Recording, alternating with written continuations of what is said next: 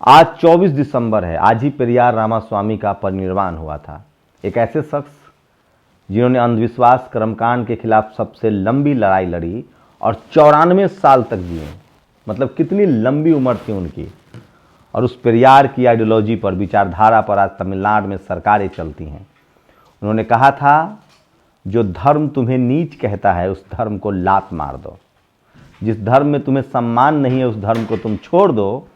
और धर्म इस देश में कुछ शातिरों ने बनाया है और कुछ लफंगे उसका फायदा उठा रहे हैं और कुछ बेवकूफ़ जो हैं उसको मान रहे हैं। पेरियार रामास्वामी, काश सच्ची रामायण के लेखक, जिनको उत्तर भारत के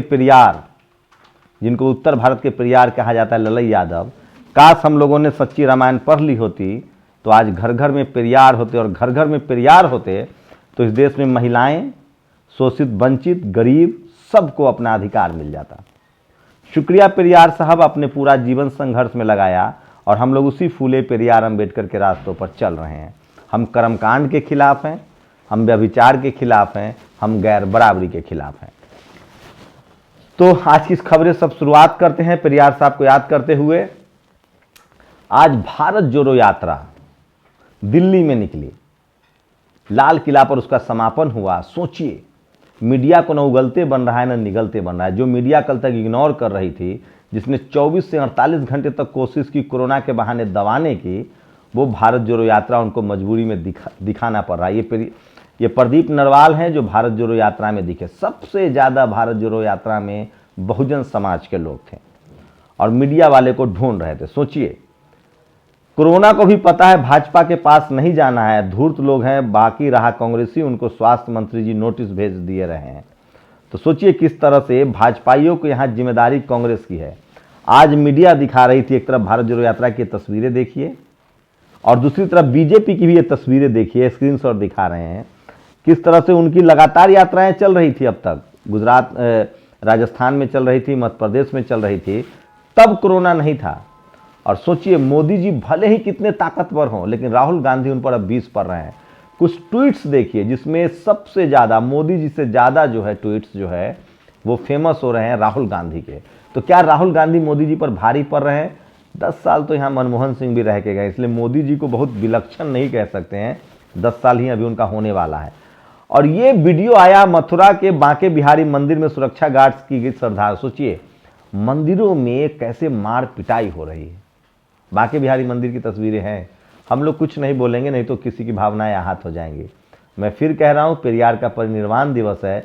धर्म को कुछ लोगों ने धंधा बना दिया है। किसी ने सही कहा है, जीसस क्राइस्ट जो थे वो चरवाहा थे, पैगंबर साहब भी चरवाहा थे, कबीर भी चरवाहा थे। और सोचिए कि बुद्ध ने भी पूरी दुनिया घूमा है। तो इन सब लोगों के विचारों को मानिए और हम लोग किसी के विचार के खिलाफ नहीं। एक वीडियो दिखाऊंगा किस तरह से भारत में क्रिश्चियनों के खिलाफ नारेबाजी हो रही है। सोचिए, पूरी दुनिया में जहाँ जहाँ भारत के लोग रहते हैं, अपने अपने भरोसे पर दिवाली, होली, सब त्यौहार मनाते हैं। अगर विदेशों में भी उनकी कुटाई होने लगे तो क्या होगा। गुजरात में एक शख्स जो कि सेंटा बना हुआ था, उसको पीटा गया कि ये हिंदुओं का मोहल्ला है। सोचिए, जिस दुनिया में अमेरिका 3 करोड़ भारतीय रहते हैं देश के बाहर, अगर उन लोगों की पिटाई शुरू हो गई तो क्या होगा। मुफ्त अनाज 1 साल और मिलेगा, इसकी खुशी जिन्हें अनाज मिलेगा उससे ज़्यादा राशन के दुकानदारों, खाद्य विभाग से जुड़े कर्मचारियों और अधिकारियों को हुई। केंद्र सरकार के इस फैसले से वो गदगद हैं। बताइए, कह रहे थे रेवड़ी नहीं बांटेंगे, मैं क्या कह रहा हूँ, गला सबका सूखता है, डर सबको लगता है। 2024 में चुनाव है, मुफ्त रेवड़ी क्या, चुनाव जीतने के लिए कुछ भी कर सकते हैं। और ये तस्वीर बहुत शर्मनाक है, दर्दनाक है। मध्य प्रदेश में जातिवाद इस कदर हावी है कि शेड्यूल कास्ट के एक शख्स को शमशान घाट तक नहीं जाने दिया जा रहा था। बाद में पुलिस के इंटरफेयर के बाद उनको अंतिम संस्कार मिला। 5 घंटे तक सबको रोका गया है। मैं इसीलिए कह रहा हूँ, इस तरह के दरिंदों को समझाना पड़ेगा। और जेवा चित्रा त्रिपाठी, सोचिए, अब टेलीविजन के अखबारों, पत्रकारों का भी जमीर जगने लगा है। और चित्रा ने एक सवाल के जवाब में पूछ दिया बीजेपी वालों से कि आपकी रैली में कोरोना नहीं जगता। आज मैंने यही सवाल जब पूछा कांग्रेस की रैली में, तो सब के सब जो मुझे हैं वो बताने लगे और हमलावर हो गए। ये सब तो बहाना है, फ्लॉप शो को छिपाना है। असल में जन आक्रोश तो भाजपा के खिलाफ है। इनकी यात्रा में 4 आदमी तो नहीं है। सोचिए, राजस्थान में 2 घंटे में अपने ही फैसले पर भाजपा ने मारी पलटी, जारी रहेगी जन आक्रोश यात्रा। भाजपा का जन आक्रोश यात्रा जारी रहेगा, उससे कोरोना नहीं फैलता है। और जन आक्रोश यात्रा पर बीजेपी का यूटर्न, राहुल की भारत जोड़ो यात्रा से क्या है कनेक्शन।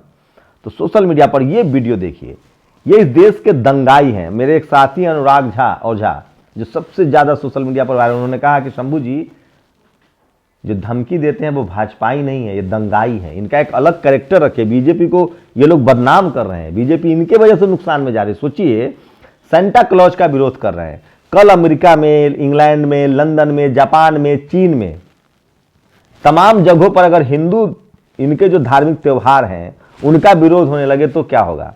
इसलिए मैं कह रहा हूं कि भारत का संविधान सबको अपनी आस्था की छूट देता है, तो ये इनको समझ में नहीं आएगा। और जर्नलिस्ट सिद्दीकी कप्पन को जमानत मिल गई है। सोचिए, सरकार किस तरह से लोगों को जेल में डालती है। उन पर भी मनी लॉन्ड्रिंग का आरोप लगा था, लेकिन फाइनली उनको जमानत मिल गई है और अद्भुत रामराज चल रहा है। इसी को रामराज कहते हैं। बैंक में सुरंग बनाकर चोरी हो गई, ये भी यूपी की खबर है। नोटबंदी में बैंकों में हुई थी धांधली पीछे से, और अब सेंधमारी सुरंग बनाकर चोरी। एसबीआई बैंक में ये सोचिए, यूपी की खबर है, कानपुर में एसबीआई बैंक की शाखा में सेंधमारी। एक और खबर बता दूं आपको, कैसे बैंकिंग सिस्टम रखेल है इस देश की सरकारों का और अमीरों का। वीडियोकॉन को घूस दिया, वीडियोकॉन ने घूस दिया था। वीडियोकॉन टीवी याद है, उसके मालिक ने घूस दिया था चंदा कोचर को, जो महिला सशक्तिकरण की प्रतीक थी। बैंक की चेयरमैन थी आईसीआईसीआई बैंक की चंदा कोचर, उनके पति, और उनको गिरफ्तार कर लिया गया है। ये वो तस्वीर है। कभी मीडिया ने नारी सशक्तिकरण की मिसाल रही, चंदा कोचर अपने पति के साथ गिरफ्तार हो गई हैं। और इन दंगाइयों को पहचान लीजिए, ये भारत का नाम दुनिया में खराब कर रहे हैं। कल को मिडिल ईस्ट और यूरोप में हमारे त्योहारों के साथ यह सब हो तो इसकी जिम्मेदारी लेंगे मुट्ठी भर चिरकुट। सोचिए, 3 करोड़ भारतीय दुनिया भर में रहते हैं, डॉलर, यूरो, पाउंड कमा के भेजते हैं, और ये जब वहां इनको ऐसे अगर परेशान किया जाने लगे तो क्या होगा। इनके चिरकुटाई की वजह से भारत की बदनामी हो रही है पूरी दुनिया में। केंद्र सरकार 2023 में 80 करोड़ लोगों को मुफ्त अनाज देगी। बाप रे, 80 करोड़ लोग जो है वो सरकार के रोजी 5 किलो अनाज पर जिंदा है साहब। ये किसका विकास हुआ आप लोग बताइए। यूपी पीएससी की 2021 का कट ऑफ आया है, जनरल की मेरिट 115 और ईबीएस की मेरिट 117 है। ये तो अद्भुत है। और सीएम चौहान के राज्य में तानाशाही चल रही, शिक्षा मंत्री इंदर सिंह को बेफिक्र है। सोचिए, मध्य प्रदेश में लगातार नौकरी के लिए धरना चल रहा है।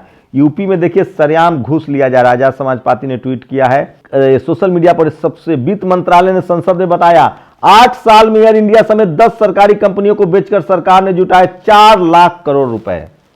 मैं नहीं कह रहा हूं साहब, 4 लाख करोड़ रुपए जुटाए गए हैं। 8 साल में 10 सरकारी कंपनियों को बेच दिया गया है। किसी ने कहा था देश नहीं बिकने दूंगा। और निवाड़ी के मनिया थाना पृथ्वीपुर में बंदूक की नोक पर शेड्यूल कास्ट के लोगों का घर जला दिया गया। इन जातिवादी गुंडों से सावधान रहिए। और बिहार के एक मुस्लिम नेता है सिद्दीकी, उन्होंने कहा था कि वो सुरक्षित नहीं महसूस करे तो हर मुसलमान कह रहा है। और डर इस कदर है कि आरजी नेता फारूक अब्दुल्ला ने कहा है कि वो पहले ब्राह्मण थे। और सबसे अंत में ये खबर देखिए, 10 लाख रुपए में तैयार हुआ है टॉयलेट। ये अखिलेश यादव ने भी ट्वीट किया, मैंने कल भी दिखाया था। इसलिए मैं बार बार कहता हूं कि सोशल मीडिया ही सच्चा मीडिया है, सोशल मीडिया ही बहुजन मीडिया है। और हिंदू मुस्लिम का एक नायाब तोहफा और आ गया है। Survey of Shahi Idgah complex in Mathura, Gyanvapi की तरफ मथुरा में विवादित स्थल का होगा सर्वे। तो अभी भी बीजेपी के लिए जो सबसे ज्यादा वोट दिलाने वाला जो इशू है वो है हिंदू मुस्लिम। इन तमाम बड़ी खबरों के विश्लेषण पर आपकी क्या राय है, अपनी प्रतिक्रिया जरूर दीजिए। शुक्रिया। नेशनल दस्तक की आपसे गुजारिश है कि अगर इसको बचाना चाहते हैं तो नेशनल दस्तक को सब्सक्राइब करने के लिए रेड कलर के सब्सक्राइब बटन को दबाएं, फिर बेल आइकन की घंटी दबाएं। नेशनल दस्तक को बचाने के लिए बहुत जरूरी है कि हर खबर को शेयर करें, लाइक करें, कमेंट जरूर करें।